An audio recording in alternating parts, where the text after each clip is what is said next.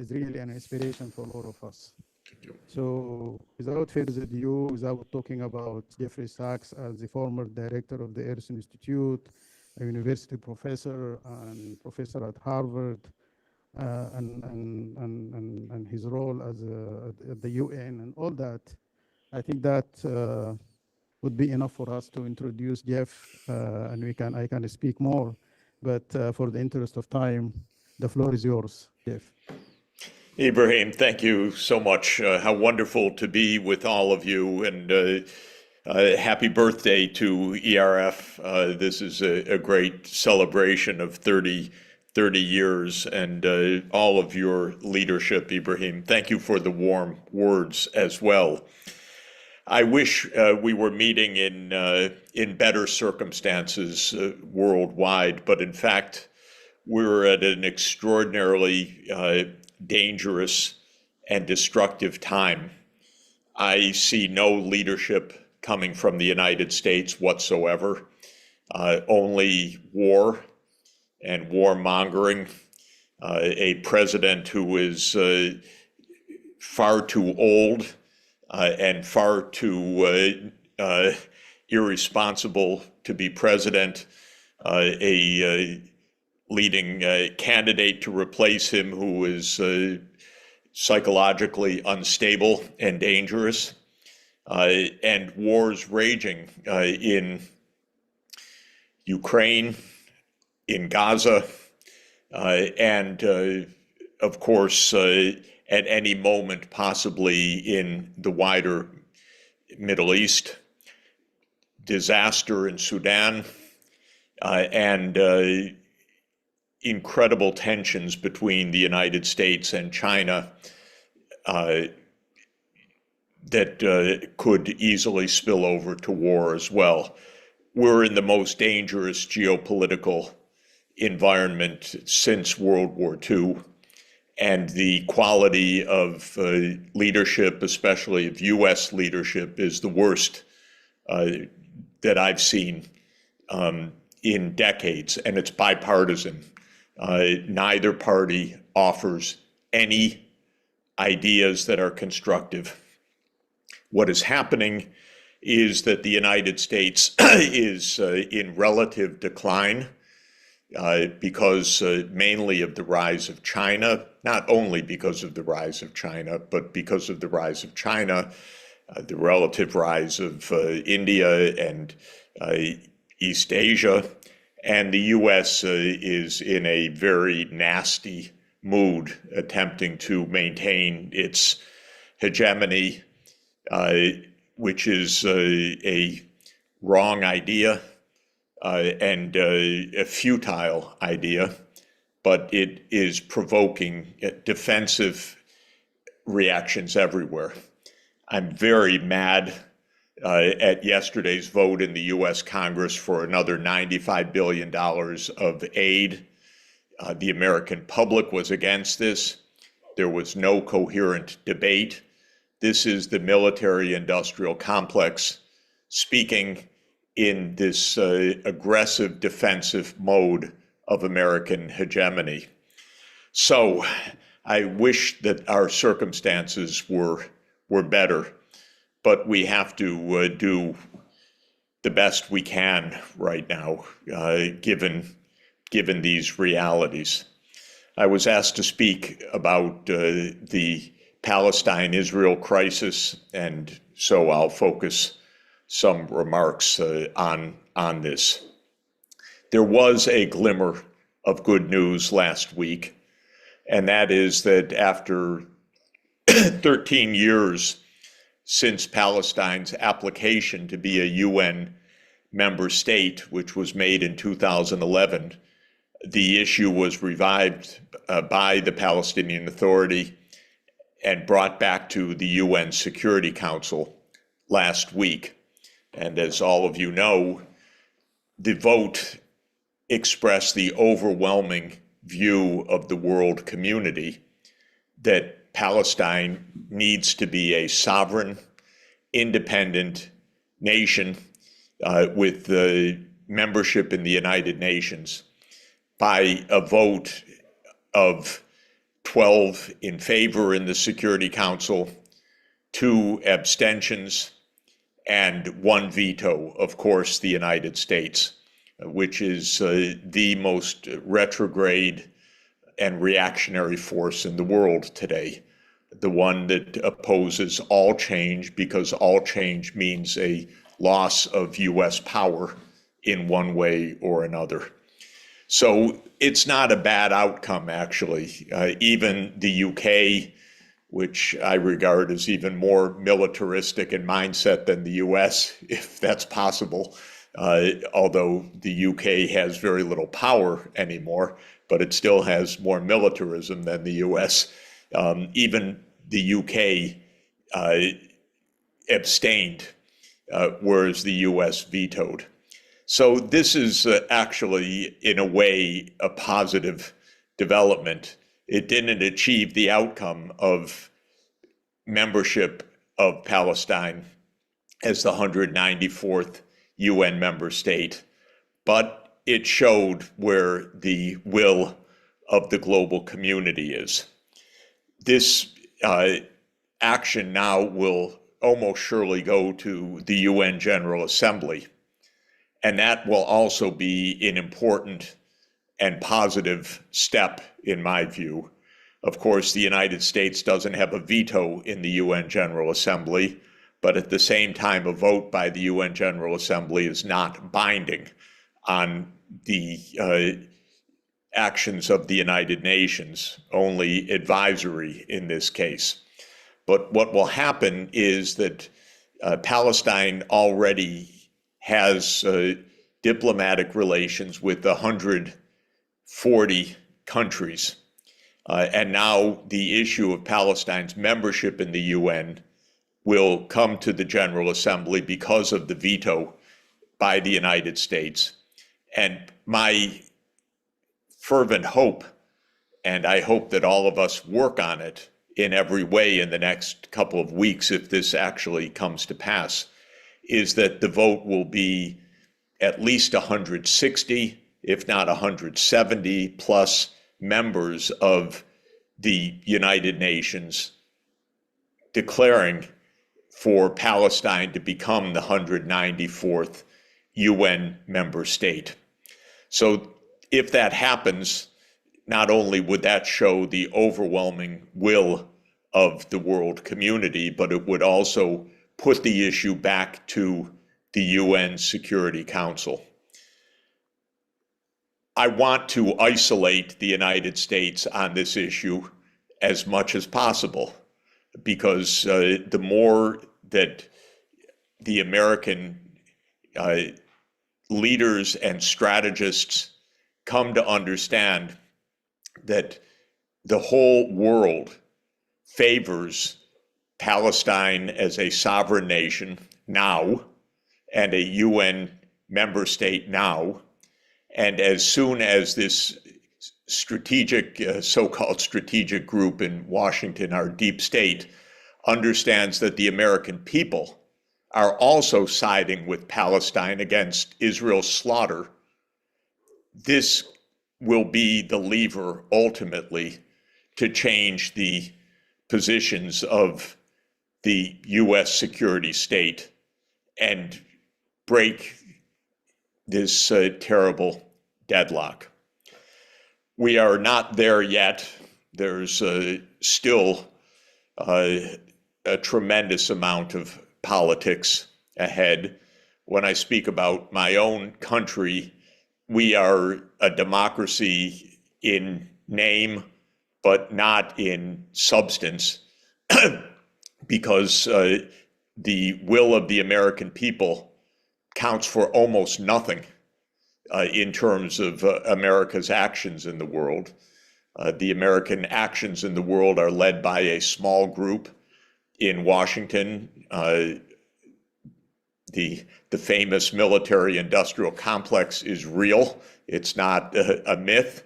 It involves the arms industries, the 5 big military contractors who have hundreds of billions of dollars of military contracts each year. Of course, the CIA, the relevant armed services committees in the Congress that receive huge campaign donations from the military-industrial complex, and most of the East Coast institutions of the United States, including the one that I teach at Columbia University, Harvard University, Johns Hopkins, and so forth, heavily funded by the military-industrial complex and often quite subservient to it. Our students at Columbia University were arrested on Friday for a peaceful demonstration in favor of Palestine. I have not seen anything like that during my career, but the U.S. security state is in an aggressive, defensive mode. The pressures on the university administrators to crack down on pro-Palestinian students is very high. And when these students came out in a peaceful protest, within hours, the New York Police Department was putting them into vans and arresting them. 100 students were arrested and were summarily expelled from school. This is not so unusual in many places in the world, but it's unusual in the United States, and it shows the nasty mood and the very aggressive environment that we're operating in right now. So what do I believe should happen with the Israel-Palestine situation? In my view, the only path to peace that is feasible is two states, both sovereign, both members of the UN Security Council, on the borders of the 4th of June, 1967, with Palestine having its capital in East Jerusalem, and with control of the Islamic holy sites. That, to my mind, is the settlement. In that settlement, by the way, I believe that the millions of Palestinian refugees and their descendants would have a homeland in Palestine, not in Israel. So I do not believe that that settlement is compatible with the right of return, because I think that the only peaceful settlement possible is two states living side by side and not even agreeing to that, by the way, having the world community impose that solution. My experience over half a century is that it is impossible for this outcome to arise by negotiations between Palestine and Israel. The two sides hate each other, and that hate has grown for understandable reasons, in my view, over the last 50 years, especially because Israel has been absolutely, and the U.S. as backer, has been opposed to Palestinian political self-determination. And at this point, I don't see any possibility of direct negotiations between Israel and Palestine to bring an end to this crisis. So I am hoping that the UN Security Council, if we had even a modicum of sense and decency in the United States, would create the conditions for a sovereign state of Palestine on the 4th of June, 1967 borders, and make sure that both states are secure. They don't have to like each other. They won't like each other for at least another generation, if not longer, but they can live in peace and mutual security, and Palestine can go about its business peacefully. The alternative, unfortunately, is continued war and the hold of the Israel lobby on U.S. politics remains so strong, despite the view of the American people that Israel is absolutely in the wrong and operating illegally and in an unacceptable, bloody manner. The political system in the United States is relatively impervious to the public opinion. It is going to continue to provide munitions for Israel to continue its slaughter until there is a political settlement. And so I'm looking for something very practical, very pragmatic, in which the world community can agree and essentially impose an answer on the two sides. And the answer, it seems to me, is clear, basic, in line with decades of UN Security Council resolutions. It would make clear that all of Israel's actions beyond the 4th of June 1967 borders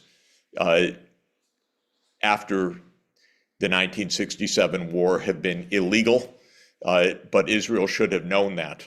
All the settlements and all the actions taken, in my view, were known to be illegal as of Resolution 242 in late 1967. So Israel has taken cynically for 57 years actions that it has known are illegal because it thought that power would be enough to, and facts on the ground, as the Israelis love to say, would be enough to secure these rights in the long term. I think we can end this impunity, or we're close to it. 12-1 to 2 abstentions is pretty close. There'll be an even more lopsided vote in the UN General Assembly, and then there will be a further showdown. I would like these votes also to make clear that there is no other path to peace between the two states other than the two-state solution. Of course, both sides dream of one state. The Palestinians dream of a state without Israel. The Israelis dream of a state without Palestine. I think both of those are recipes for ongoing war, chaos, and potentially enlargement to World War III. Now, I'll just say that from my own discussions with diplomats, senior diplomats all over the Middle East and all over the world in recent months, I believe that the two-state approach actually is viable. Again, the only three opponents of it in the world are the Israelis, who want Greater Israel, the Palestinians, who want one state, and the United States, which backs Israel pretty much unconditionally. Other than that, I don't see any party in the world that really objects to peace and mutual security based on the two-state solution. Even Iran, I do not see as a spoiler in this at all, personally. I believe that Iran would sign on to peace and that all parties in the region, in the Gulf, Iran, and any others would sign on to a two-state solution on the terms that I've stated: boundaries of 4th of June 1967, control of the Islamic holy sites, capital in East Jerusalem, and would agree under those circumstances to Israel's security as well as to Palestine's security, and would agree to end the resistance forces to demilitarize them or disband them or stop funding and arming them as part of a solution. For whatever it's worth, of course, I get hate mail from Israel every day. How can I say these things? And I answer that I believe that Israel could be secure with a two-state solution and only with a two-state solution. The mentality that I hear both from academics and from the general public in Israel is no, every Hamas fighter needs to be killed before we're going to be safe. Of course, this is an insane, delusional approach to the situation, but it is a very widespread view. And I would like, and I'm trying to do everything I can to show that diplomacy could actually work, and that even so-called rejectionist states like Iran are not so rejectionist. What they reject is a solution that is all in the US and Israeli occupying force favor. Nobody accepts that or should accept that. But if the compromise is real and sensible and in line with the will of the international community, my own view is that everybody would accept this, other than the two belligerents themselves who yearn for complete solutions on their favor and complete security as they see it. And I believe that those ideas are impossible, delusional, and would condemn us to endless conflict. Let me just end by saying that I believe that it is urgent that we reach this practical solution very soon, because the world, as I started, is so unstable now, and the foolishness of the US leadership is so extreme, and the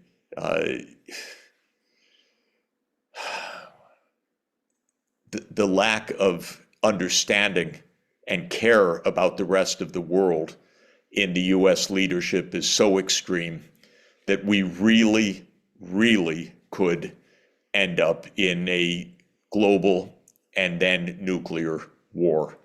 We're not far from it. We are not in stable hands.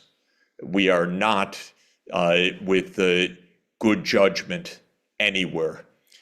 We are not with any leadership in the US that understands this.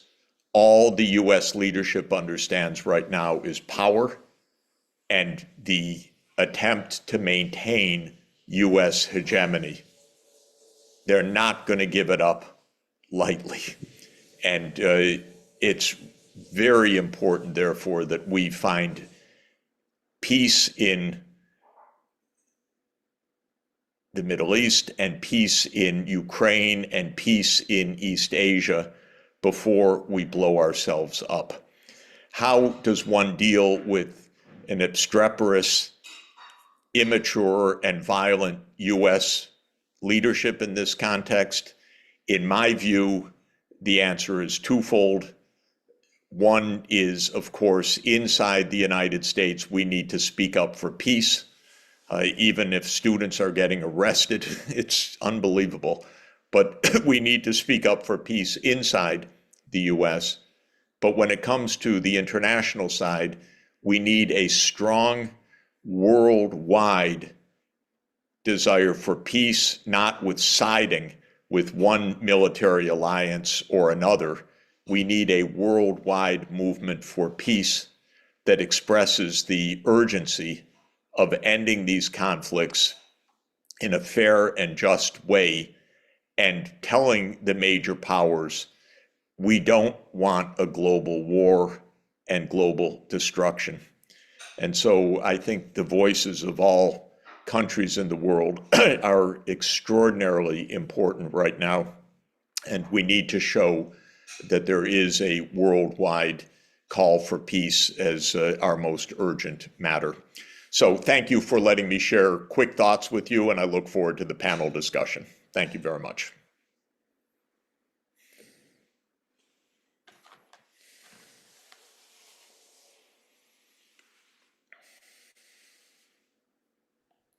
Thank you very much, Jeff. We are now going to invite our distinguished panelists to give us their commentaries. Dr. Maha Yahya is Director of Malcolm H. Kerr Carnegie Middle East Center, where her work focuses broadly on political violence and identity politics, pluralism, development, and social justice after the Arab Springs, the challenges of citizenship, and the political and socio-economic implications of the migration refugees crisis. So Dr. Maha, the floor is yours. And would appreciate if you could confine your commentaries to about 10 minutes. Thank you, Brahim. Can everyone hear me? Good afternoon, everybody. Thank you, Brahim, and thank you, ERF, for the invitation to join you. Unfortunately, I'm sorry that I wasn't able to be with you in person in Morocco. I'm going to pick up where Jeff left off, sort of, and that is that this is one of the most dangerous geopolitical moments in decades, and the only way out of it is not military, it's a diplomatic solution. He spoke about the lack of leadership in the US. I would go further and say there's no real leadership visible, not just in the United States, but also across this region. Whether we're talking about Israel within Palestine, but also amongst the broader Arab regional public. And I think that has been one key challenge in terms of how do we address this. And I'll speak a bit more about this as I move forward. I wanted to begin with where are we today? What is the economic and humanitarian cost of this conflict until now for the people of Palestine? Right now, we're looking at 35,000 people killed in Gaza. The estimates are another 10 to 15,000 who are under the rubble. More than 80% of Gaza has been destroyed. 17,000 children have been orphaned. Over 70,000 people have been injured, and it's estimated that many of them will unfortunately pass away because of their injuries and the lack of healthcare. The entire healthcare infrastructure, educational infrastructure, completely devastated in Gaza. I can need to go into the atrocities. And now we're facing famine. These figures are not just figures, these are lives and people. And the situation is beyond catastrophic. Just to recover from the assault, if the conflict was to start now in Gaza, it would take at least a year and a half to just clear out the rubble and to recover the dead and injured who are lying underneath the rubble. That is without even talking about the process of rebuilding, reconstructing, not just the physical space and place, but reconstructing and helping rebuild lives. Dr. Maha, Yes. Maha, Yes. maybe check the connectivity, please. You were breaking up a bit. Okay, I'll turn off my video. Maybe that will make it easier. We can check, yes. Yes. Is it better now? Yes, certainly. Thank you. Okay, all right, let me continue. So these are the numbers I quoted are not just lives, are not just numbers. These are lives that have been lost and that will continue to suffer. The trauma is of a scale that we have not seen before, and it's going to be with us for generations. The devastation that we're seeing in Gaza today is having an impact, obviously, across the region, broadly speaking.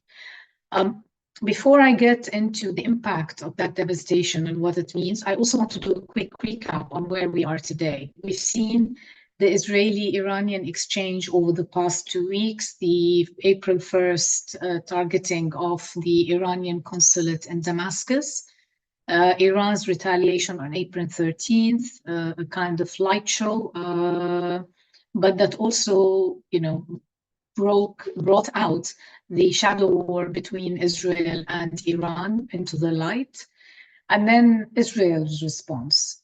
Frankly, we're really treading on dangerous grounds. And while this round may have now quietened, I mean, I think we can say that at least this round is now over. New ground has been broken with the two countries targeting each other directly and not through proxies or through cyber conflict or covert operations. Meanwhile, the polarization is increasing tremendously across the region. When I talk about the trauma that has been inflicted on generations of Palestinians, when we speak about 17,000 children who have been orphaned, who have no surviving family members left, this is a trauma that will take decades and generations to overcome. But this is also impacting the region far, far beyond. The levels of anger and disconnect within the broad Arab communities, both in the region, but I would say far beyond the region, Arab, Muslim, non-Western, in the non-Western sphere is considerable. And we're seeing this across the board in many of the polls that are emerging. Just to give one indication, support in Saudi Arabia, where the government has spent significant energy over the past few years acclimatizing its own population to the prospect of normalizing with Israel, support there has gone down. The opposition to normalization has gone up from 38% to 68%. And amongst Palestinians themselves, we're seeing a significant increase in support, not only for Hamas and the West Bank, it's more than tripled in 3 months. This is according to a survey, and this is back in November, conducted by the Palestinian Center for Studies and Policy Research. The survey itself, it showed how much greater the support for Hamas is. But even if we were to take this as a temporary measure, i.e. support usually increases immediately or in the aftermath of war and then returns to previous levels several months later, what we're seeing is, and this is for me, the more worrying trend, is support for armed struggle. It's within 3 months, it increased to more than 60%, saying that armed struggle is the best way for ending Israeli occupation in the West Bank. And the majority of people in the West Bank believe that the formation of armed groups and communities that are subject to settler attacks is the most effective means for combating what they call settler terrorism against towns and villages in the West Bank. Obviously, this is not happening simply in reaction to what we're seeing in Gaza, but is happening in reaction to the significant increase in violence by settlers in the West Bank, supported by the IDF. And 2023 was probably the bloodiest year until recent history when it came to Palestinians living in the West Bank. In the last 6 months, we've seen major pogroms. 3 communities have been completely uprooted. These are based on data that's coming out of Israeli and Palestinian NGOs who have been monitoring these issues. What's also very worrisome, is that the vast majority, almost 70%, think that the recent talks about two-state solution in the US and other Western countries is simply not serious. Even the support for two-state solutions amongst Palestinians, at least 65% believe that it's no longer practical due to settlement expansion. And 66% believe that the establishment of an independent Palestinian state along Israel in the next 5 years are slim to non-existent. What's also quite concerning is the percentage of populations that support unarmed popular resistance has gone down considerably. Now, the reason why I'm quoting these figures is just to indicate the extent to which positions are hardening in a very, very significant, not surprisingly, obviously, given the levels of violence and the carnage that is happening in Gaza, but also in the West Bank and in East Jerusalem. But also this hardening of positions is also happening because of the way Palestinians are being systematically dehumanized particularly in Western media. And I think Jeff spoke to some of this, so I will not repeat it. At the same time, on the Israeli side, there's also a hardening of positions. The shock of the October 7th attack is still with Israeli society. It was considerable. It shattered any sense of security that was prevalent at the time. And what's concerning is that when all the polls until now have indicated that the majority of Palestinians still believe that the response to Gaza is still not enough, or there could be more, and that denying humanitarian aid to Gaza is okay. This was a poll in January where 72% said it's okay. So I won't quote more and more figures, but for us to move out of this not only deadlock around the Palestinian-Israeli conflict and to address the intergenerational trauma that we're facing, the first step obviously is a ceasefire, an immediate ceasefire that we have been calling for along with people across the world from day one.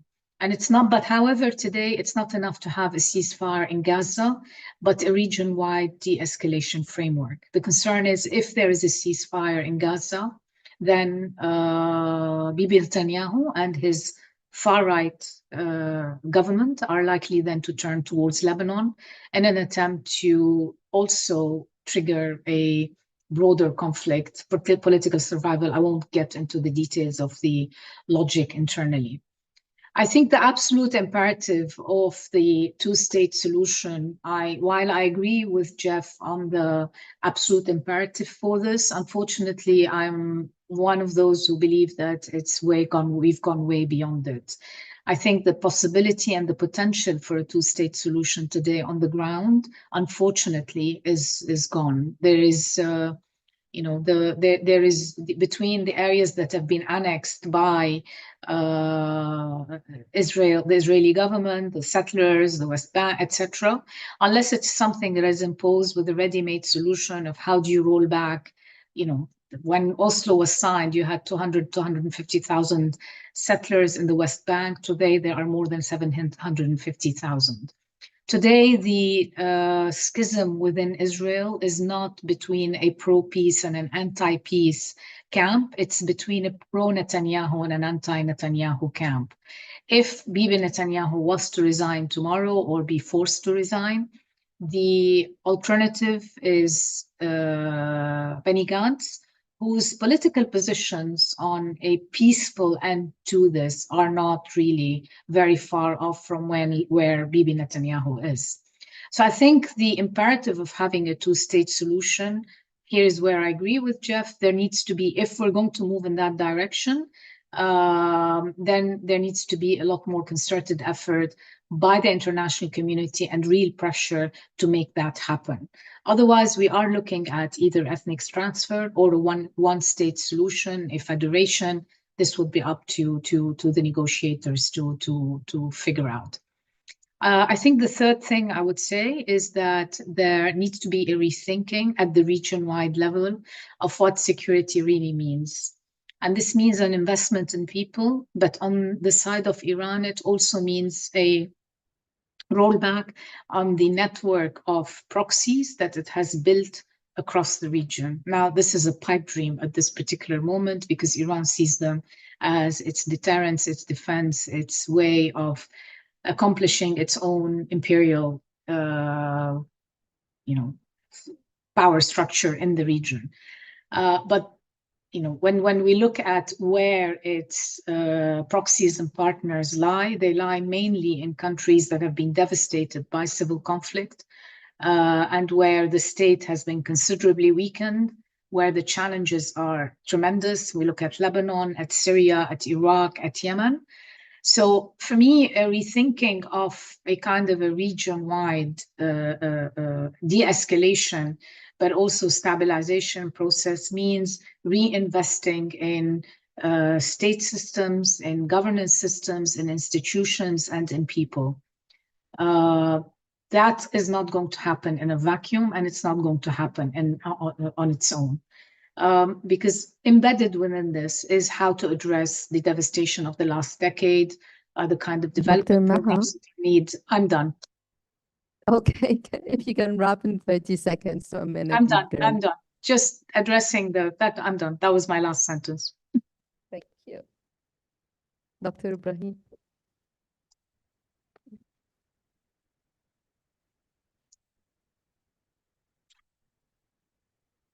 Thank you very much, Dr. Maha. Now I give the floor to Dr. Raja Khalidi. Raja is the Director General of the Palestine Economic Policy Research Institute, famously known as MAS. Dr. Khalidi was the research coordinator at MAS before becoming the Director General. He prepared and published numerous papers and reports on the economic situation and development policies in the occupied Palestinian territories and on the Arab economy in Israel. You have 10 minutes, Dr. Raja.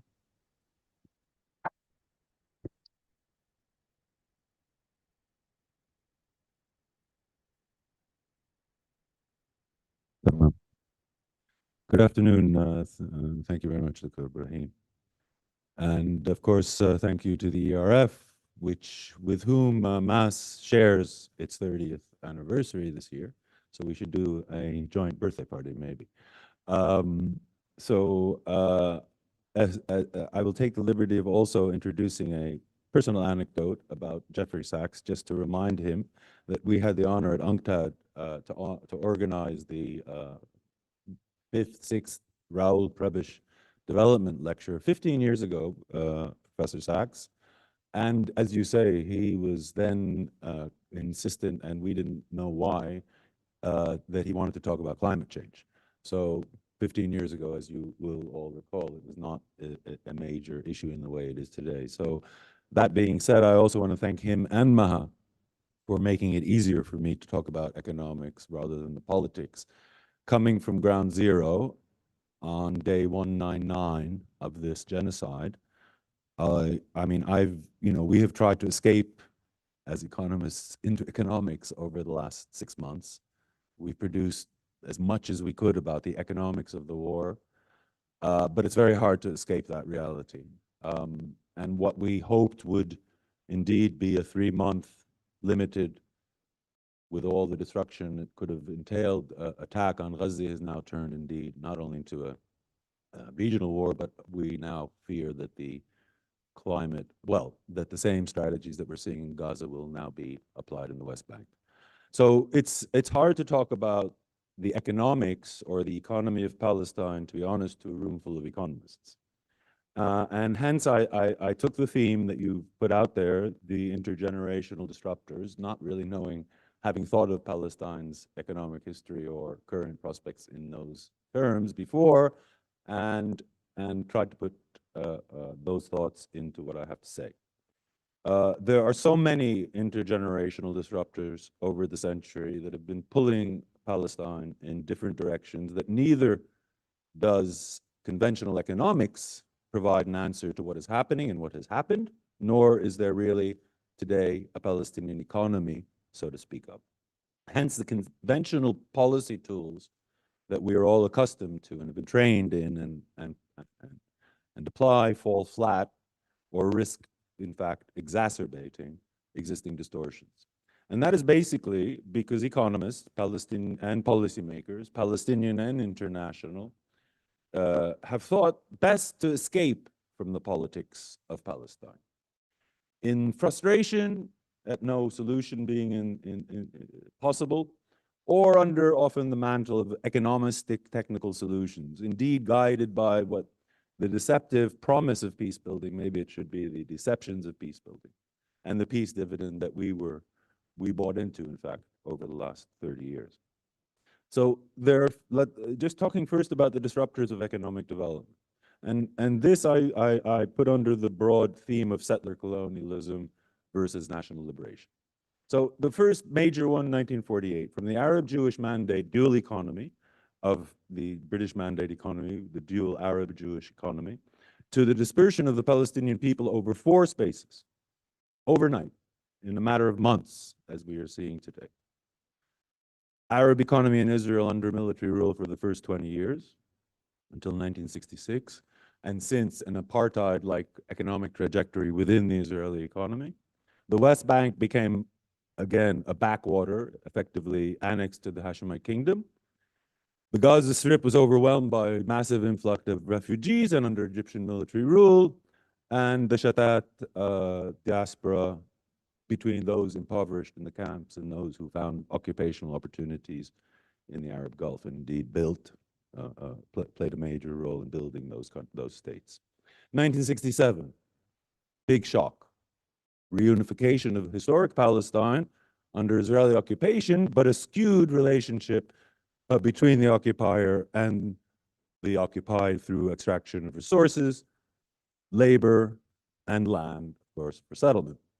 1994, Oslo, Paris, and the promise of development and independence, and a promise which we are now 30 years down the road of. So that was when we started talking about a Palestinian national economy. In 1994, in fact, Yusuf Sayyid first wrote about it in 1988. Because the Palestinians, before anybody in the world, were committed to the two-state solution. 2000, 2005, 6, the Second Intifada, separation of the East Jerusalem from the West Bank, end to the promise of independence, while still promising development through reform and good governance. Nevertheless, an unprecedented Palestinian political and geographic division, which today persists. Hence, there is no Palestinian national economy to speak of. There is one that we dream of, but not one that you can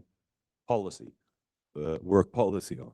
There is not a coherent Palestinian economy. Rather, there are 5 regional economies spinning in these different orbits around the Israeli national economy.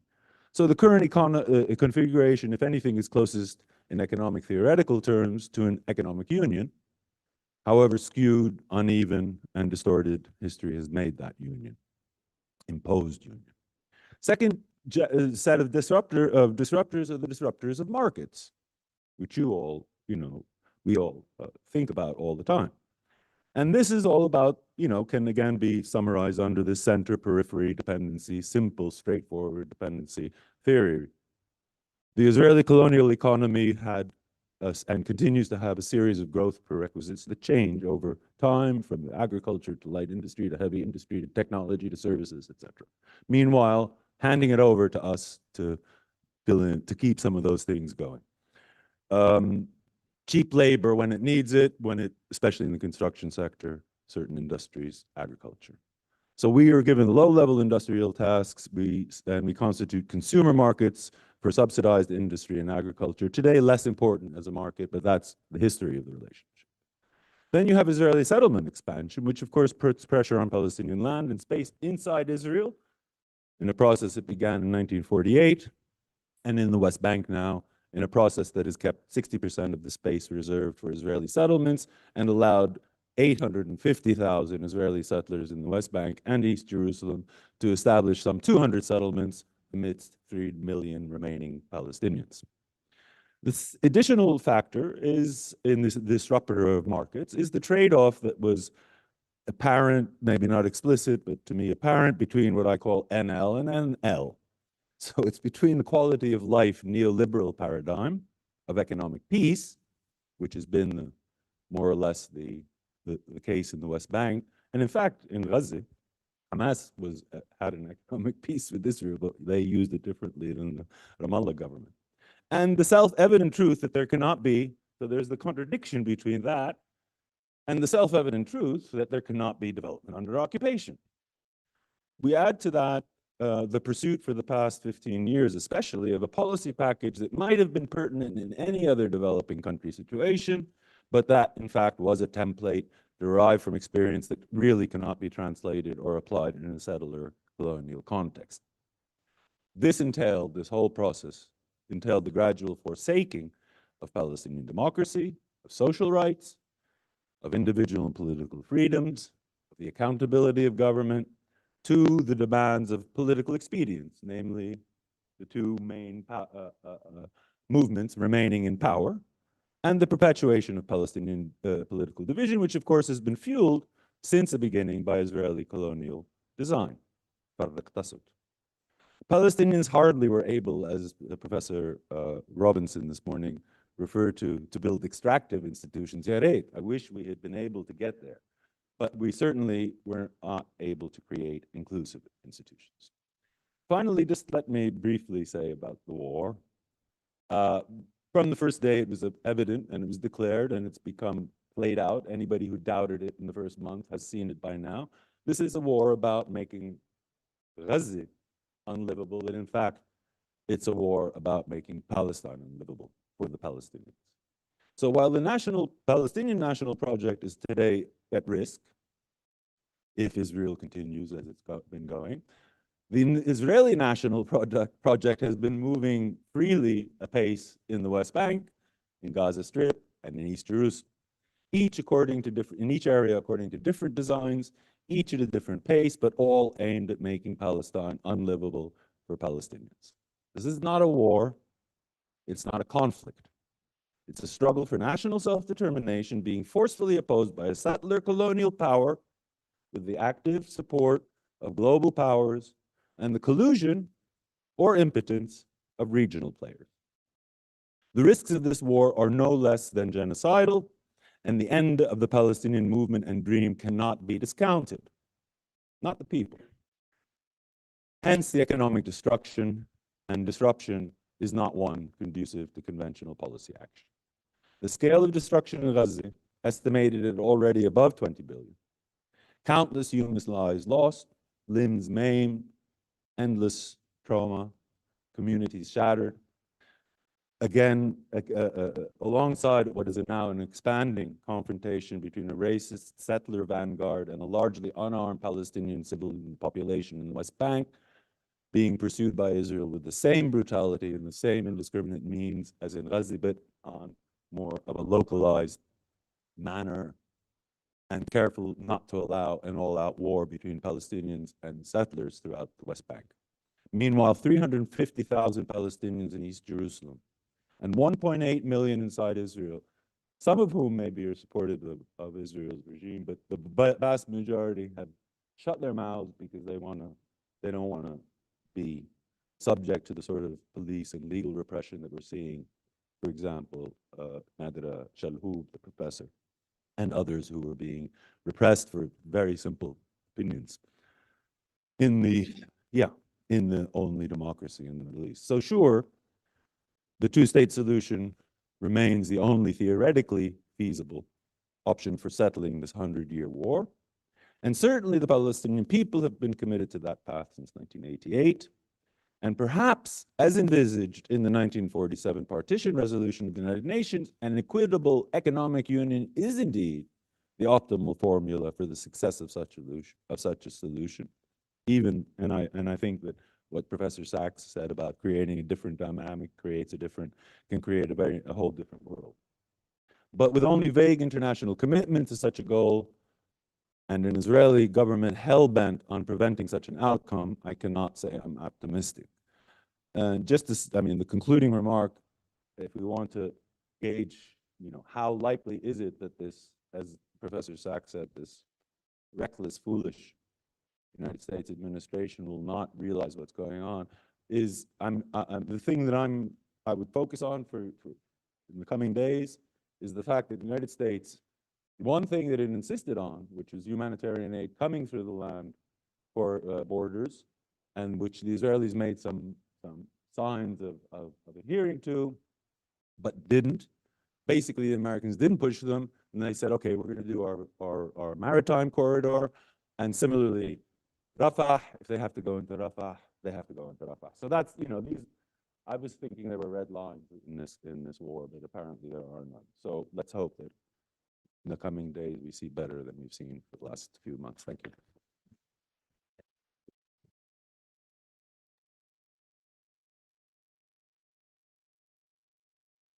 Thank you very much, Dr. Raja.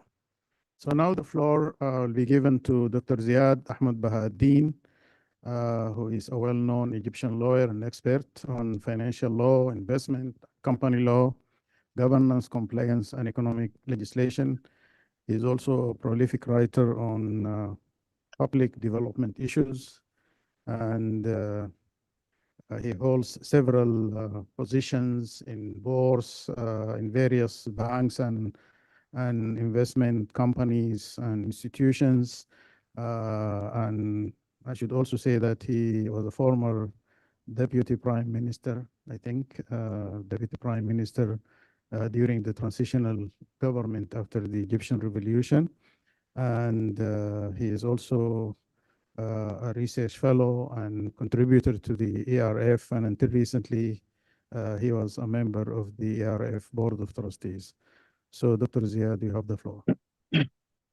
Thank you very much, Dr. Ibrahim. Thank you, everyone, for being here, and I'm delighted and honored to be on this panel. So, let me just begin by saying that it's obviously very important to talk about peace in Palestine and in the Middle East. And that is our subject today and our interest, all of us living here in the Middle East. But there are clear to me and in my mind priorities. And I look at the fate of the Palestinian population in Gaza as one requiring a clarity of vision about those priorities. And I see four stages, if you like. Stage number one has got to be a ceasefire.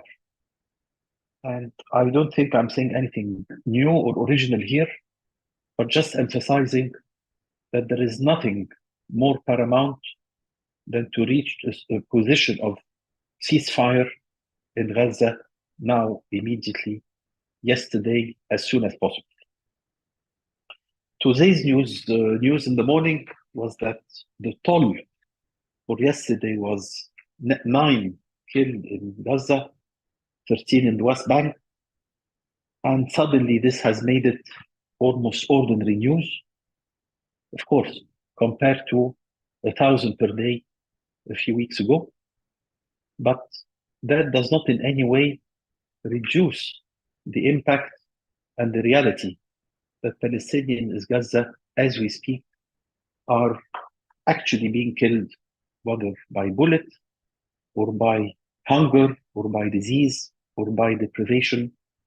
And therefore, as I said, we cannot be distracted from this, neither by the confrontation / skirmishes, whatever you want to call them, between Israel and Iran, nor by important diplomatic efforts. Sure, I would have been as delighted as anybody else with a resolution on Palestinian membership of the UN, but of course, nothing should distract us from the immediate ceasefire that has to be there, and therefore to put all of our effort, all of our energies, all of our moral suasion behind that immediately.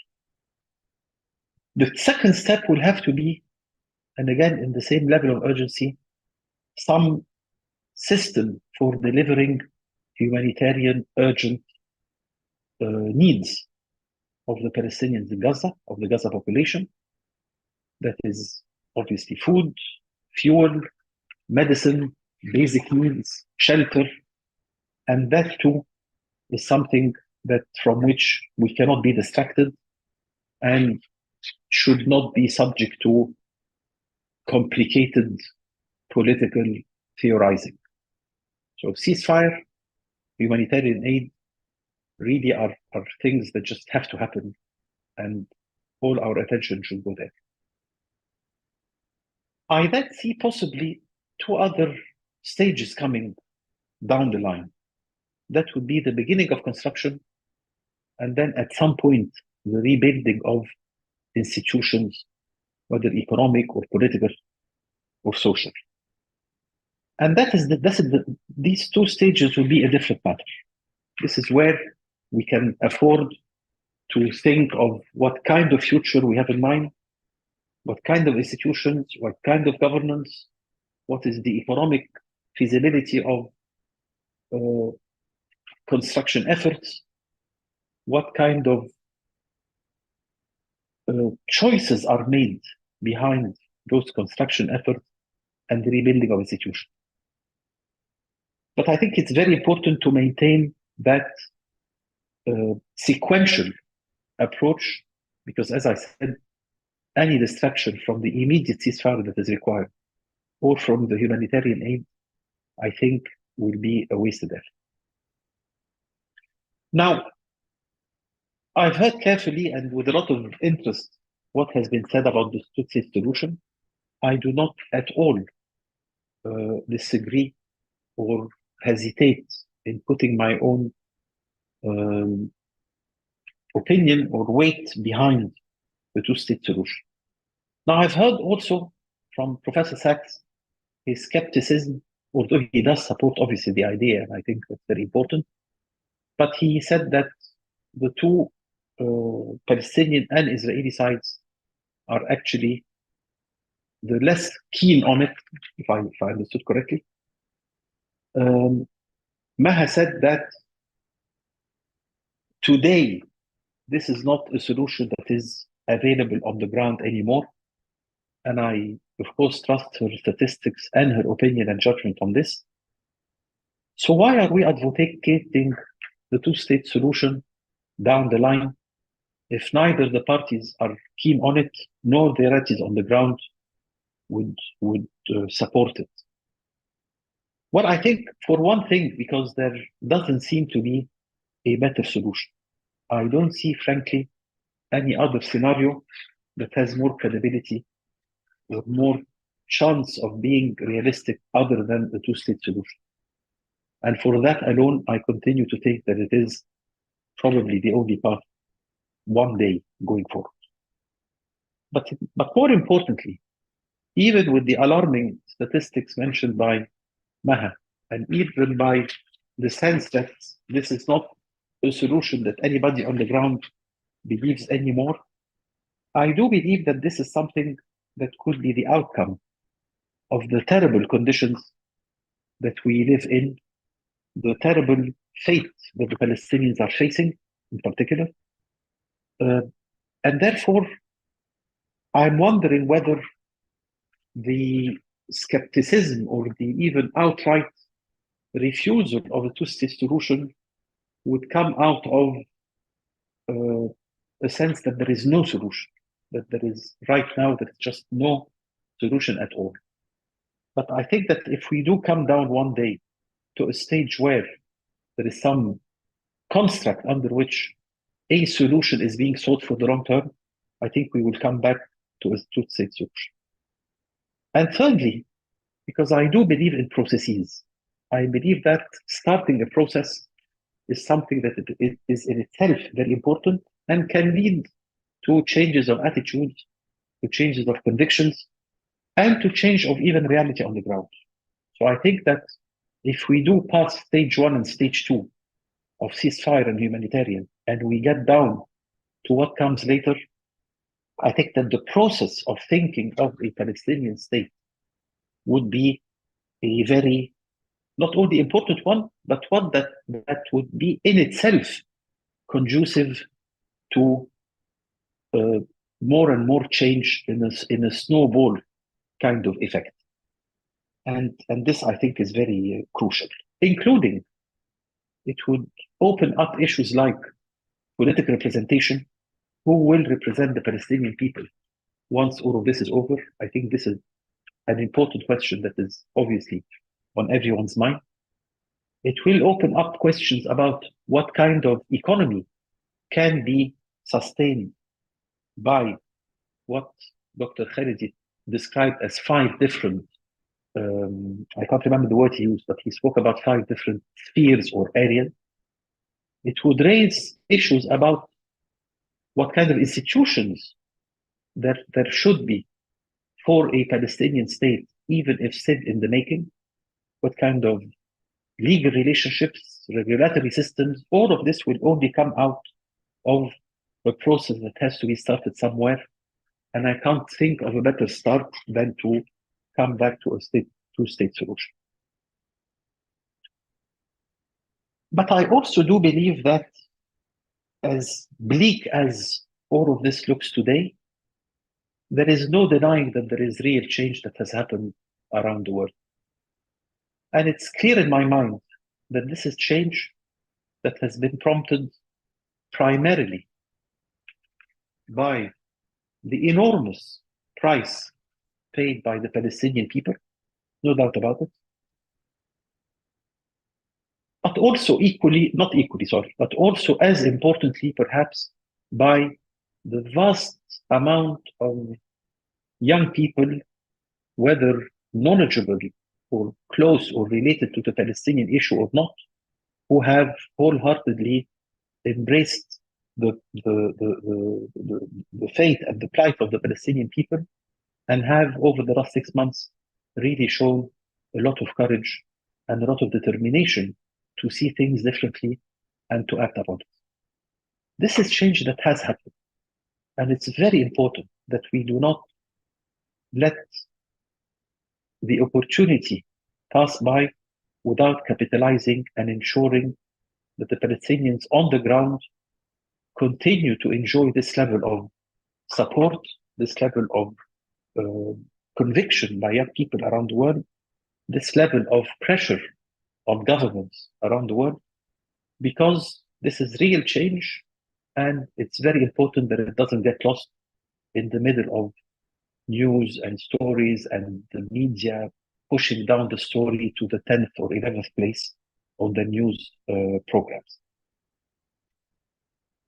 But I want to say, and this will be my last point, that progressing in any way towards some level of, or a process that could lead to a Palestinian nation building, I think would have tremendous impact on the region as a whole. I think it would impact the people in the region. It would create an extremely powerful force for reaching some kind of peaceful solution in countries in the region that are really going through terrible times, and they're not even getting the news attention of the international support. I'm thinking of Sudan, I'm thinking of Yemen. And I think that this positive change that could happen one day with the Palestinian process beginning to go towards the Palestinian state would create a tremendous force of change in the Arab region. It would prompt a lot of rethinking. It would prompt a lot of political realignment between forces in every country that are at each other's neck and not building a national consensus platform for advancement. It would create a spiral, I think, of positive change in the region, which frankly, without it, the region would continue to be unstable, volatile, and in a sad state. So I just want to reiterate my 2 main points. Extremely important in my mind to keep all attention focused and all efforts on an immediate ceasefire and beginning of humanitarian aid to the Palestinians in Gaza, and to believe that even if a two-state solution right now is not what most people want, is not what looks like a good way out. But I think starting that process would be the right thing to do and would create its own dynamic, which not only would help the Palestinian people, but would actually reinforce some positive change in the whole Arab region. Thanks.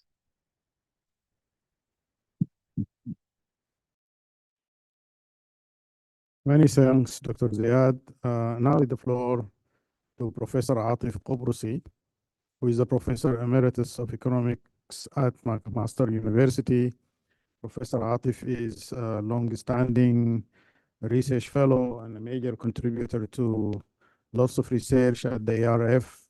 And more recently and currently, he is a principal investigator on a major project on climate change and micro and medium and small enterprises in the region, and he has been contributing immensely to various institutions, including the UN system, has visited many countries in the region as a member of teams from the UN system and as a consultant, and also an academic who taught for more than 40 years in various disciplines in development economics, and he's really a great asset for us here in the region.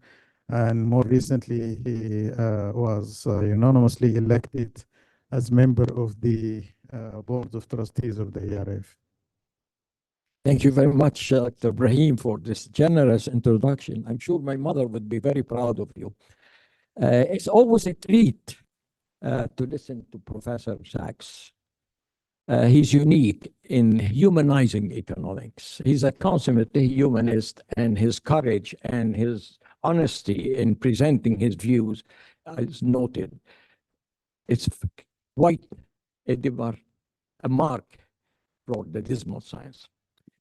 I am a bit challenged to speak last. I feel like the last husband of Elizabeth Taylor, and I feel I'm challenged to say something new, but there is really a number of issues that need to be mentioned here.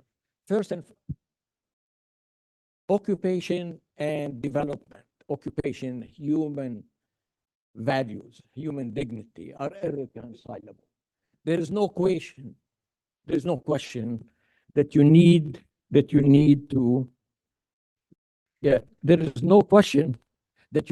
to liberate, to give independence to people so they can realize the potential, that they can actualize their capacities.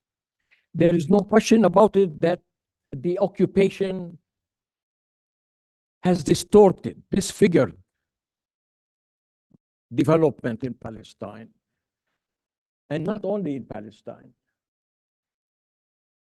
Occupation has had very wide geographical impact. It affected the whole region, not only the Palestinians and Palestine. There isn't a single part of the Arab world, and maybe even the Muslim world and the global South, that were not affected by this dehumanization that has been played in full view of the world.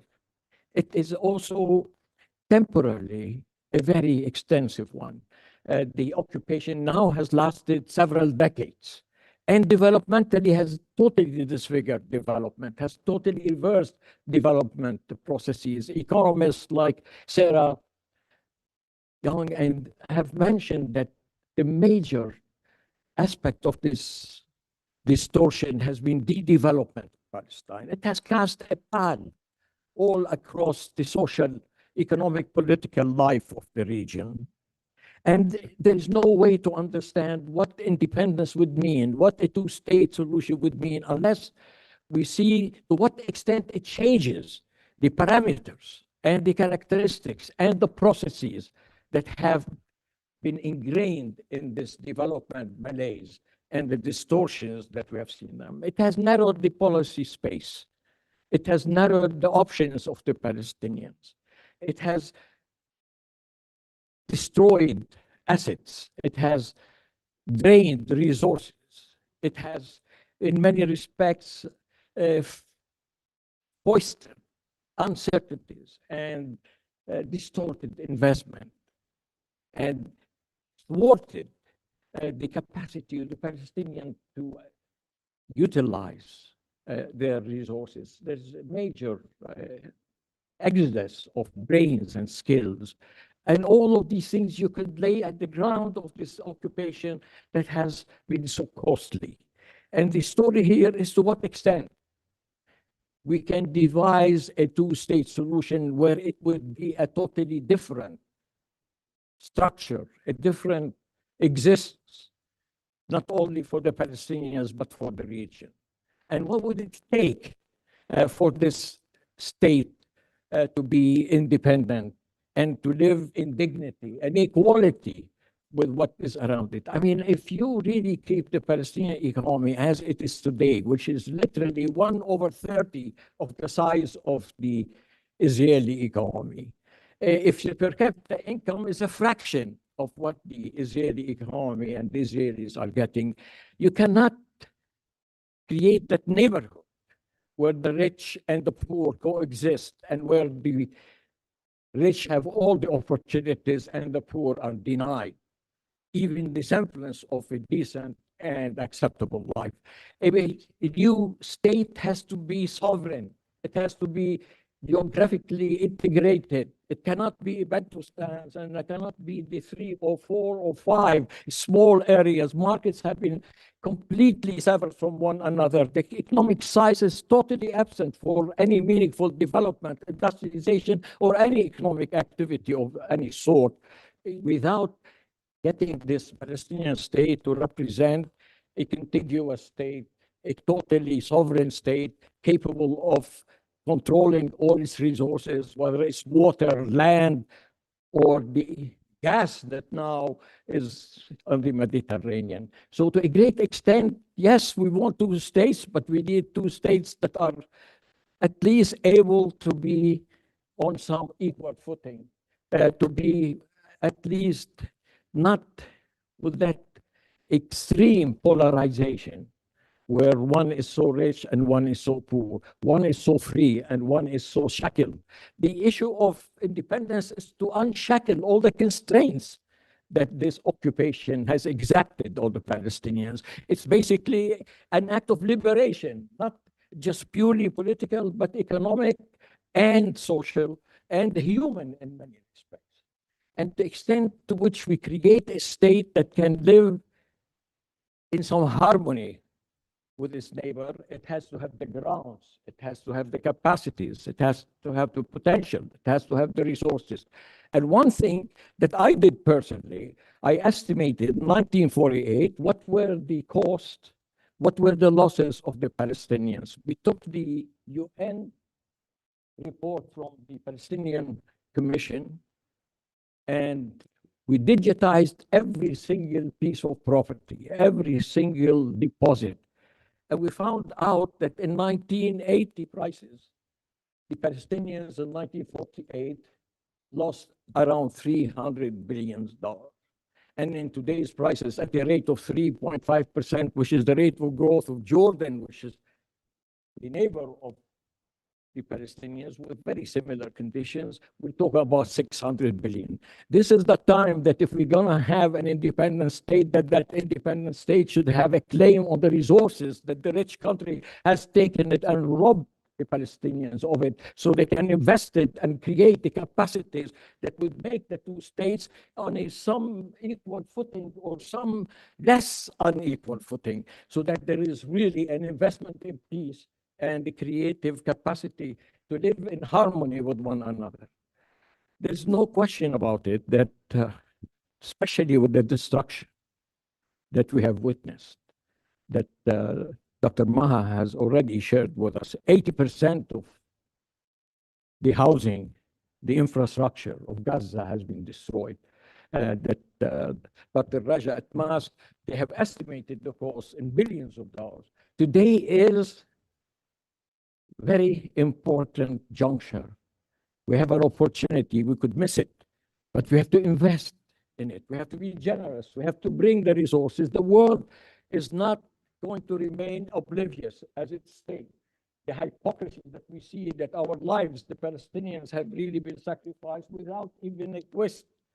Today, we need to invest in the human dignity and in the capacities and in creating the structures, the empowerment that the Palestinian would deserve in order to exercise their freedom. I am also of the opinion that, and this may be my own personal view, that yes, maybe a two-state solution is an intermediate step.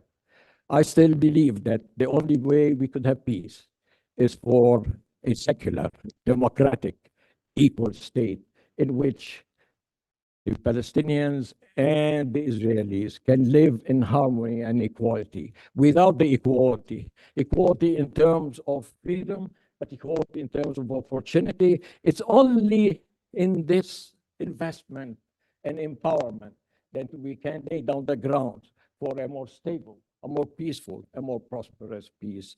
Thank you.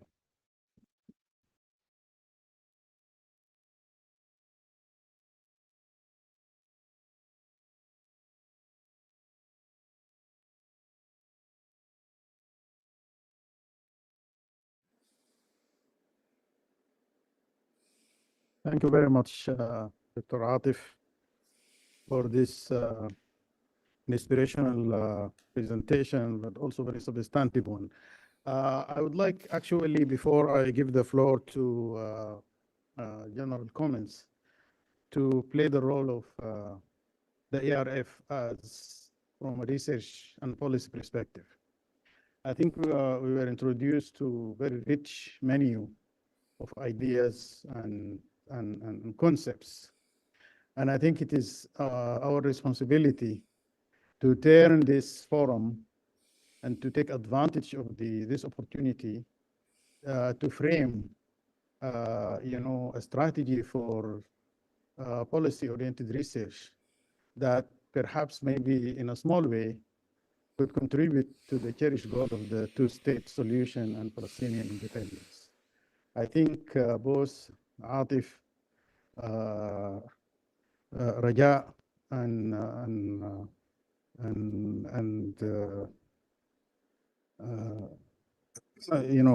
let me try to remember Atif, Raja, and of course Maha. They all presented data and information about the burden of occupation, the impact it imposed on the Palestinian several generations since 1948 and especially since 1967. And ERF area of strength, very particular area of strength, is micro economic research based on household and labor market surveys and what have you. I think it would be a great opportunity for us really to make a contribution here in terms of collecting data, systematically analyzing it, and documenting the consequences for the Palestinian people. But I think also, our keynote speaker and the lead commentators, they also presented concepts, and in particular, I think about the regional,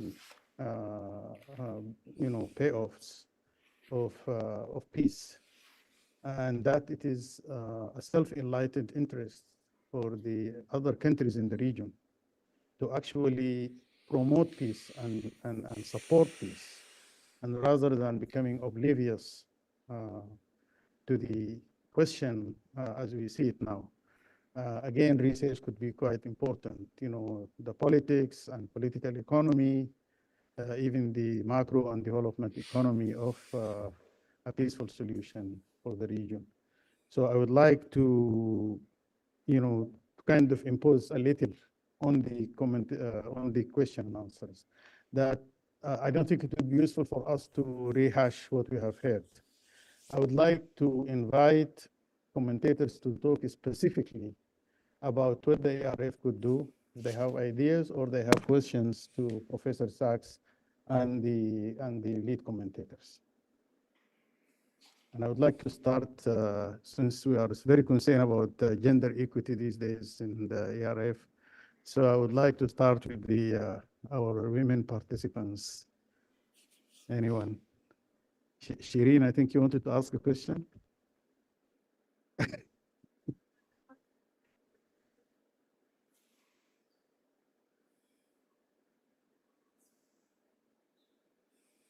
Thank you very much for an excellent panel, and it's wonderful to hear from Professor Sachs and from all the excellent speakers.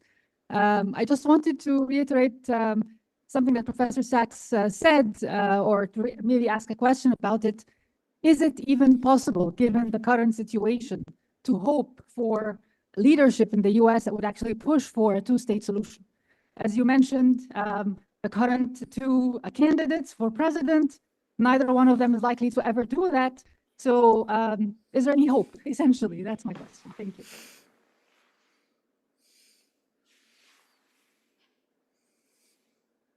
Karim?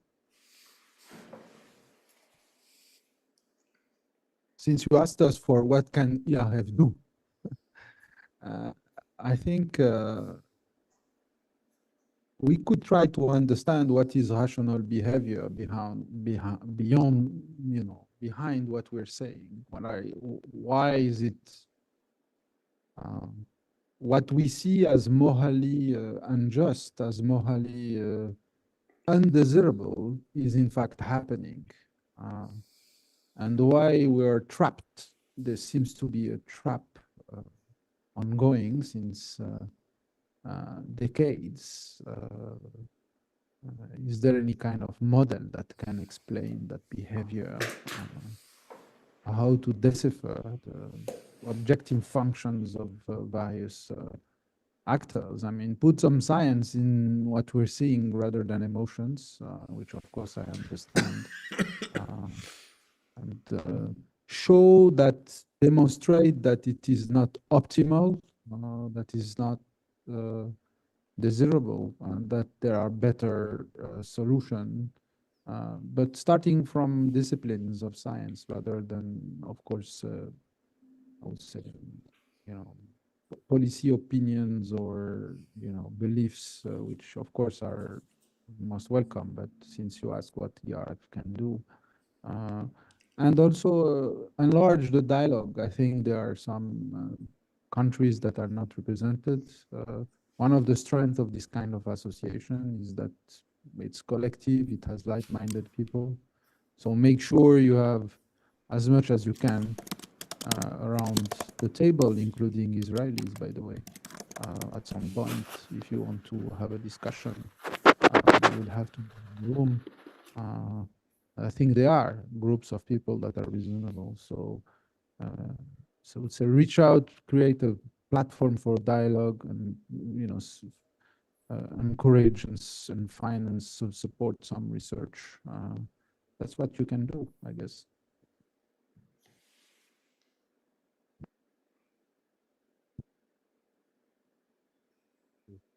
Yeah, I will continue on try to answer your question about what ERF can do. And I think ERF can do two things. One is a much detailed analysis of the costs and benefits of peace and how that would work.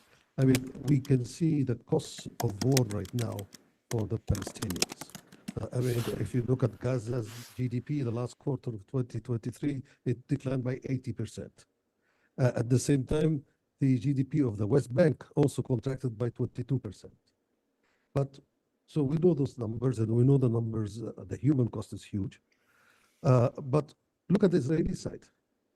Israel's GDP also contracted by, I think, around 20. I have the exact number here. I think it's also around 20% in the last quarter. So there is a cost to the Israelis. I mean, because of the mobilization, you have 300,000 reservists pulled out of the labor market, because of the closure of the West Bank, so that and Gaza, so the Palestinians who work there are no longer. So we see a decline in GDP in Israel. We see a decline in consumer spending by 27%. Imports fell by 42%. The IMF for the last quarter of 2023. So one useful thing that ERF analysis can do is look at, okay, I mean, just continuing on what Karim was saying, is this sensible? Can we continue like this for another 100 years? The other point is that ERF, which does not follow your suggestion of deep micro analysis, which is more looking at the institutional side. We have been talking about a Palestinian state. We should not be waiting for the world to recognize a Palestinian state. We should start thinking about building the institutions of a Palestinian state. And the mess we are in now is in part due to the weakness of the Palestinian Authority. I mean, the Israelis have helped, of course, by supporting Hamas and weakening the Palestinian Authority. But today, when you look, I was looking at the Arab barometer before coming to this session. 88% of Palestinians want Mahmoud Abbas to resign. Yeah. So we need to look at this break between Gaza and the West Bank. This has to be resolved. And we need to look about the credibility, how to build the credibility of the Palestinian leadership. Without, I mean, many of our speakers talked about lack of leadership. We at ERF, we cannot change the leadership in the United States, but maybe we can try to look at how we can strengthen and support building leaders in Palestine. Thank you. Wissam, Dr. Wissam. Thank you. I'm very much inspired by the discussion here, and I'm thinking again about your concrete question about what ERF can do. And I have two questions maybe to suggest. I mean, I think the power of research is answering to questions that we don't know the answer to. But here, is there anything we don't know? That's the first question. And then the second point is, how are we using what we know to influence the status quo? I think the second question is really where I think we should invest our energy, about how can we use the information that we know to influence who, and which actually advocates should actually be brought on board to have the kind of conversation that is not expected, you know, of institutions coming from this region, but to have more of discussions around, you know, peace and security for both sides, to have discussions about the economic impact for both sides. And again, I mean, Dr. Sachs at the beginning, he said that the three parties that actually could decide on whether or not to actually move with the two-state solution are the ones that, you know, don't have the same agenda. So as an alternative, what is an alternative is a question that I think should be asked and should be questioned. Thank you.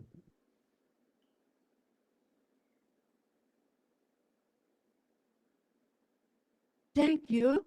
And it has been really an eye-opener for me to listen to all of the speakers. And it has been an excellent session from my point of view. And my questions are directed to Jeffrey Sachs. And he criticized the two forthcoming and the present American presidents, and he did not say anything about the people representatives of the people in the Congress and the views of the American people themselves.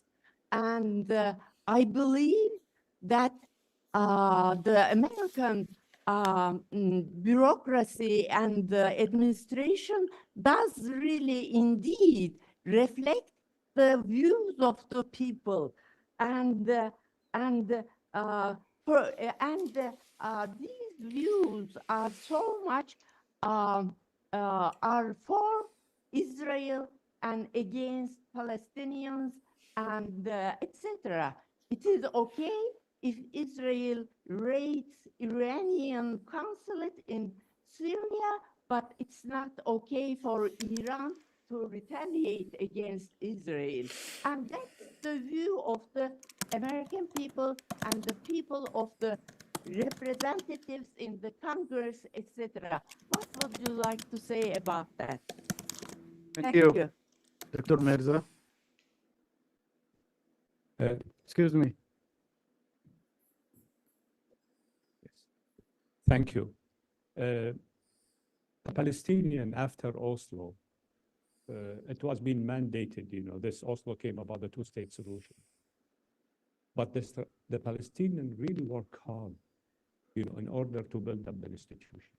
Today, if you tell me the Palestinians they are ready to run their own business, yes, because they have good institutions. I agree with half of it needs some workout. That's one thing.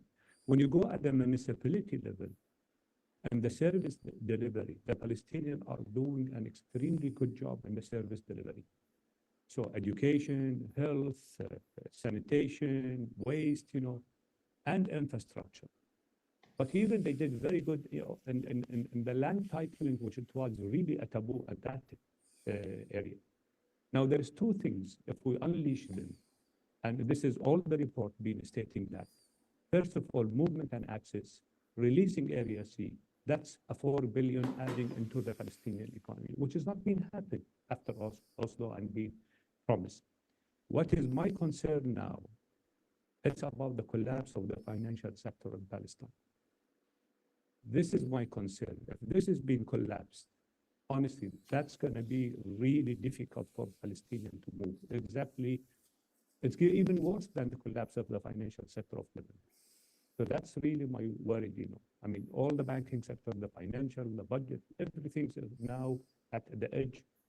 I think this is where we need also to put some thinking about how to save the financial sector in Palestine. Thank you. Actually, we are running really short of time. I have one question. I would really like to end this unless really there is very burning question, because we have the research fellows meeting, and we wanted to give an opportunity to our Just 1 minute, I have a comment. Here. Okay. Thank you very much. Okay. We give the opportunity to Rabih because he is Palestinian. Yes. So, yeah. Thank you very much for this deep discussion, actually, but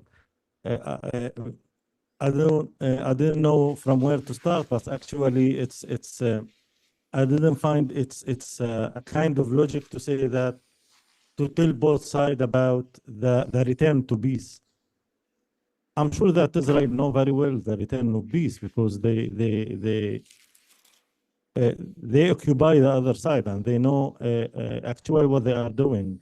When USA support Israel with $40 billion of weapons in 6 months, then I don't think that Israel has a problem in a financial problem of war, actually. So what we will study, what we will tell the Israelis, that if you not occupy the West Bank and Gaza, then you will have like $1 trillion return, for example, then they will stop the occupation. I think that Israel is treating the Palestinian not as an issue of money. It's an issue of, first of all, it's a religious point of view, that this land is given by God to the Israelis. So it's a religious issue. Second, it's a demographic issue. So yesterday, just the Minister of Finance in Israel legitimate 63 new settlements in West Bank. So this is it costs more than, I think, 15 billion shekel, Israeli shekel, to support these settlements. So for Palestinians, the economic return of peace is very clear. A lot of study by World Bank and by the IAM say that, okay, the Palestinians lose more than, some studies say $15 billion, some study say, $20 billion in 20 years because of not exploiting lands in Area C. But I'm not sure that we have to put this kind of balance between Palestinian and Israeli, and we have to tell both sides that if you do peace, then this is the economic profit, because Israel know very well what they are doing, and USA and the Western world know very well what they are doing in Palestine, actually. Just USA since 6 months telling the Palestinian leadership that if you keep quiet and calm in West Bank, and if you keep the situation under control, then we will confess with a Palestinian state. Just a week ago, the American government announced veto against the conquest of UN and Palestinian state. So thank you very much. Thank you very much. Actually, your point could be rephrased as what factors that really made the transition from secular Zionism to religious Zionism that has a very different rational, framework of thinking. This could be itself a research issue that goes beyond economics, but obviously we are also trying to be a social science network as well. So I would like with this one to go back to our keynote speaker, Professor Jeffrey Sachs, for brief reactions, and then I will have to give just very few minutes each to the commentators. Thank you very much. First, I agree with everything that everybody has said. It's a matter of putting it into a constructive response now. First, the reason actors are acting this way in Israel is that they think they can get away with it. The same with the United States. This is a matter of imposition of power, of course. The United States never has been for one moment an honest mediator. This is a U.S. that is backing Israel to dominate the region and to dominate Palestine. This is obvious. Don't try to convince Israel that a two-state solution would be better. Don't even try to convince the U.S. government that a two-state solution or whatever would be better. We're talking about the dynamics of power right now. So why do I have hope? I have hope because actually the entire world, other than the United States, Israel, and probably Palestinian opinion, are in favor of a two-state solution. I view this as the United States being the last obstacle. The United States is not all-powerful. The US government is not all-powerful. And it is not true that the American people back this current approach. The American people are not asked anything about this. This is a security state issue. It is an Israeli lobby issue. The American people, like everyone else in the world, sees slaughter underway and is against the slaughter. So this is quite a narrow group that is trying to impose injustice, and right now it's resorted to genocide as a desperate action to impose injustice. China, Russia, all of the non-aligned countries in the world, that's 134, all of the BRICS countries in the world, which are bigger than the G7 in economic size right now. And much of Europe also is against this. The part of Europe that isn't is the part that is part of the US security apparatus. So we are not talking about a world opposition. And this, in my view, has nothing to do with Israel's attitudes, because Israel could not do what it does for even a day without the United States backing in armaments and in finance. And so this is a question that the world needs to express its view and not let the United States hijack the entire world. I don't think we're far from this.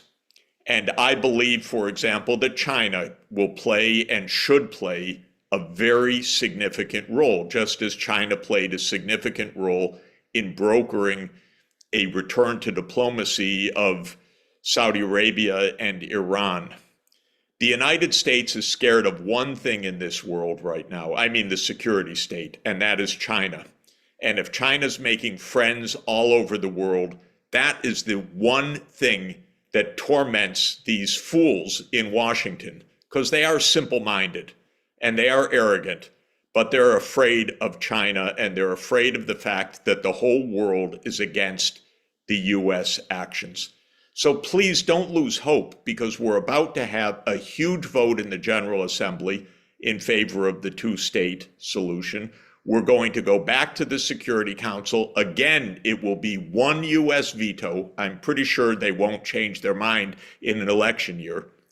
But the world opinion is overwhelmingly on the side of solving this issue. And I would like to push this past the point. I'm not thinking of doing that because Biden or Trump are going to change their mind. I'm trying to help the US security apparatus, which is tough, nasty, cynical, and murderous, to understand that US isolation in the world is not to their benefit. This is about US isolation in the world, because the world actually stands for a solution right now. Now, what should that solution look like? To my mind, that's a researchable agenda. What is a viable, sovereign, economically feasible Palestinian state? Well, it should not depend on the Israeli economy. I believe that there will basically be a division between the two, not connections as there are right now, because Palestine as a low-wage dependency on Israel is hopeless. Palestine as a country in the Middle East, regardless of Israel, is perfectly feasible. What would that require? It would require a port, obviously, an independent Palestinian port in Gaza. It would require an international airport, obviously. It would require a good land connection with Jordan. It would require a road transport corridor between the West Bank and Gaza. Then Palestine can be completely independent of the Israeli economy and be a trading region in the Middle East. Even Jared Kushner, who is, I can't even use the words in polite company, he says, we'll build resorts in Gaza. Okay, let Palestine build resorts in Gaza. Anyway, I'm sorry to raise Jared Kushner. It is so revolting. But in any event, a port, an international airport, strong land connections with Jordan, a strong land bridge between Gaza and the West Bank, and basic infrastructure, desalination, a power grid, and so on.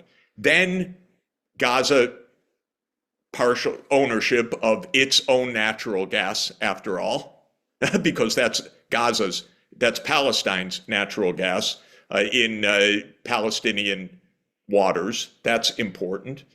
The reparations that Atif mentioned can pay for a lot of the rebuilding, and this is absolutely a correct idea.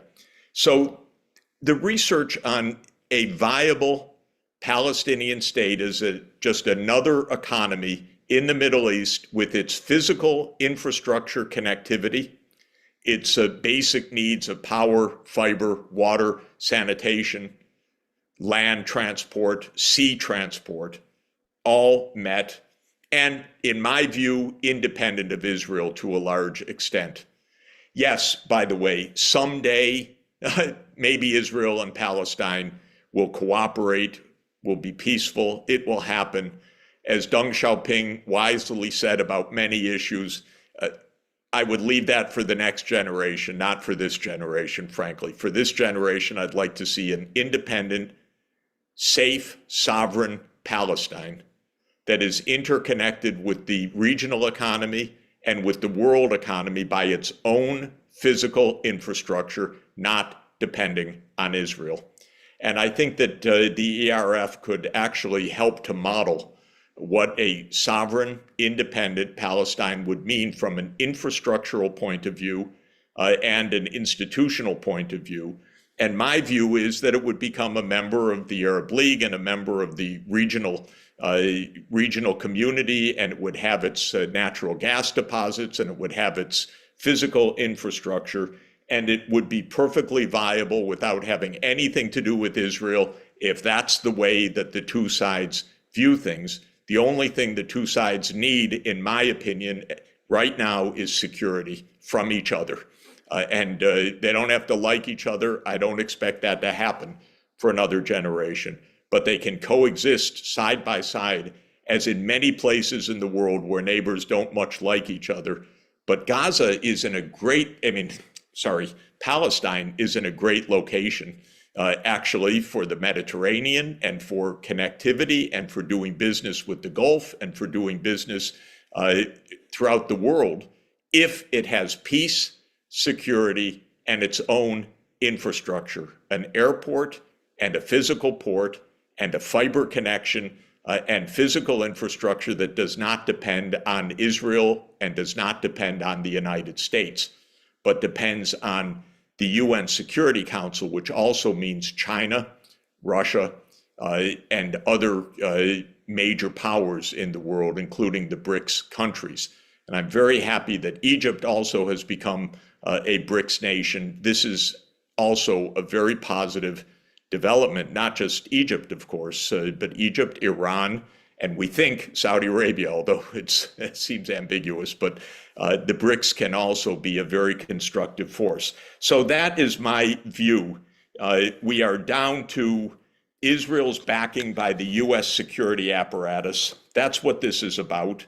It's brazen, it's murderous, it is opposed by the world, it is changeable, actually, by the mass opinion of the global community. And then I think ERF's work as the leading economics institution is to show the requirements of physical infrastructure, connectivity, and institutional design for that state of Palestine to be not only viable, but capable of sustainable development. Thank you.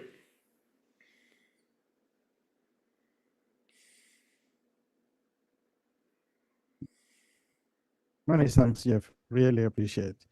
So I would like now to give the floor to our commentators, starting with Dr. Maha, but brief, just 2 minutes, very telegraphic kind of closing remarks. Thank you. Thank you, my fellow panelists. It's been wonderful to be with you and to listen to all the points of views. I think I'll close my video so you can hear me properly. Just you. No. Can you hear me now? Yes, Hello? very well. Okay. Just thank you, Ibrahim, and my fellow panelists. It's been wonderful to listen to everybody. I agree with most of the comments that were made. And also in terms of the research direction that the ERF can take to contribute to perhaps finding a better or carving a path for a better future for this region. We are at a very dangerous crossroads.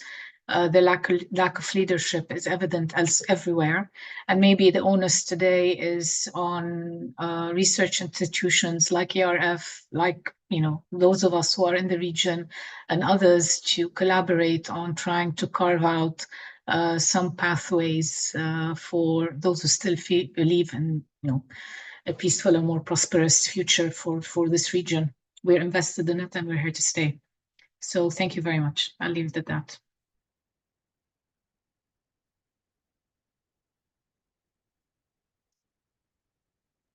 Thank you very much, Dr. Maha. And on our side also, we'd really look forward to also collaborate with the Carnegie Endowment Center. And we know that you have done commendable research on this area, on the various areas that you are talking about. So next, I would like to ask Dr. Raja. Yes. Yes, thank you very much.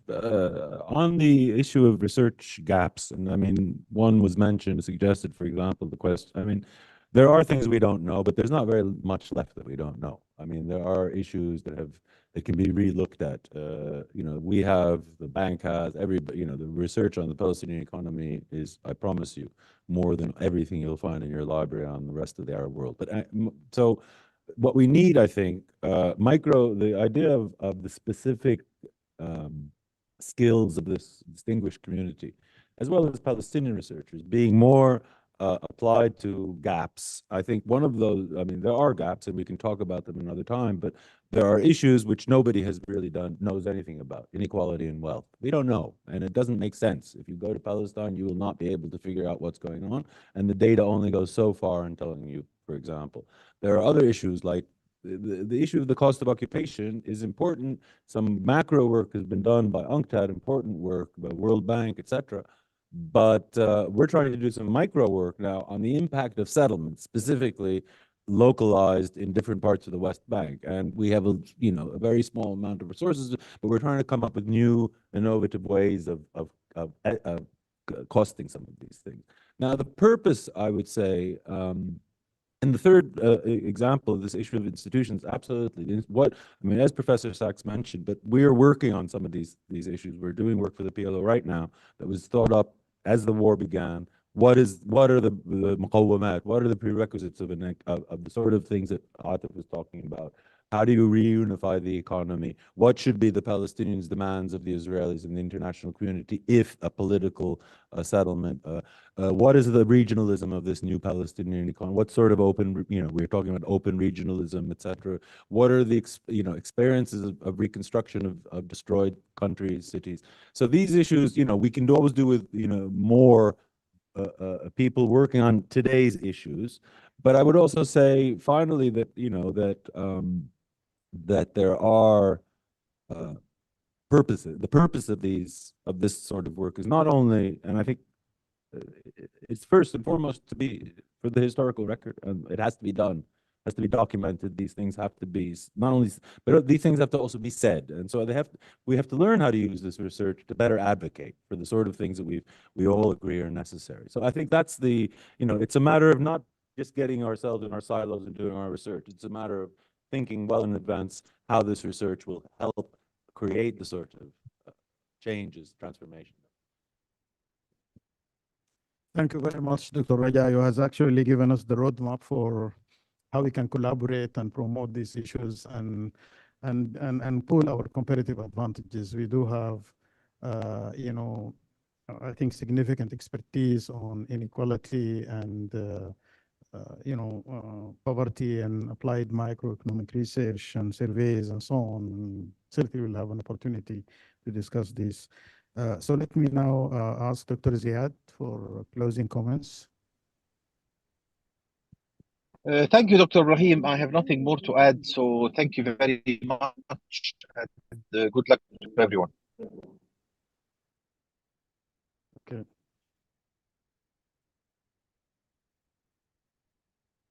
Yes, thank you. Thank you, sir. Yeah, so, yeah, okay. So last but not least, Dr. Atif. Yeah. I didn't speak long, knowing that I would like to have give the chance to the audience to respond. I mean, there are three aspects I'd like to speak very quickly about and very briefly. One is that we need to integrate the disparate parts, and that there is no alternative but to build the efficient, effective infrastructure that will bring the disparate parts together and reintegrate all these Bantustans that we are now experiencing. The other aspect, and it's quite important too, is that we relink to the natural depth of the Arab world and to the global South. There is a great fund of willingness on the part of the Arab, at least the people, if not the governments, that have shown how much they support and how much they feel and how much they empathize with the Palestinians. I think there is a great goodwill here that we could tap into it and mobilize some of the resources to come. The other aspect, and maybe it's a bit controversial, but we need to talk about it. If the Israelis owe the Palestinians so much and they have built all these illegal settlements, and there is going to be a chance for bringing back the right of return for the Palestinians, why don't we give some of the settlements that have really been broken into and give them so that they can bring the Palestinians in the diaspora back to their home and give them a sense that they have a right of return like the Israelis have experienced. Thank you so much. I think with this one, I would like on behalf of all of you to really thank Professor Jeffrey Sachs and our distinguished panelists, and let us give them a big hand of applause.